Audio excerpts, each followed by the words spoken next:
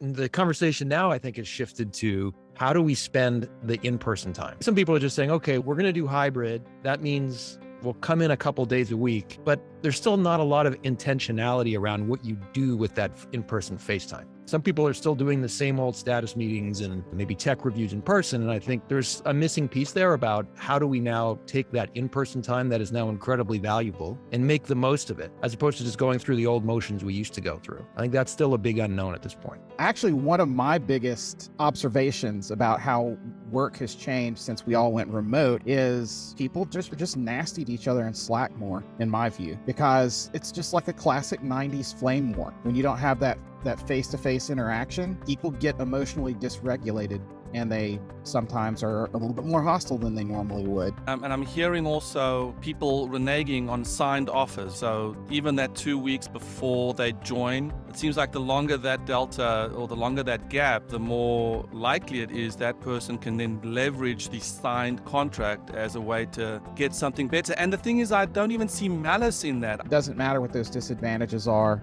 we're going to do it anyway.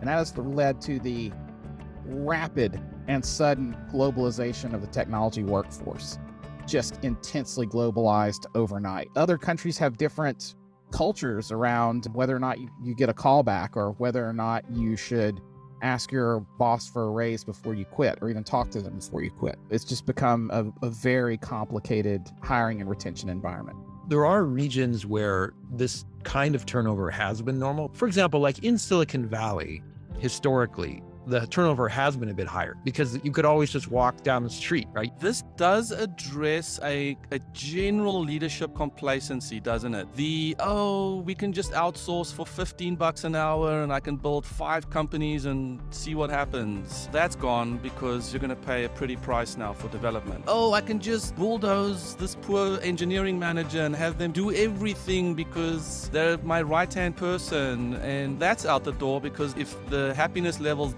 they're gone, which again, leadership complacency. When you think of it from a people perspective, even though some people might be leaving, understanding what's the opportunity for them, and if they've provided value to your organization and had a lot of continuity over time, it can be a good thing that they're leaving. I know it will hurt the business, but for them, if you do truly care about them as people, it can be a great thing for them that they've quote unquote graduated and they get to take their next step.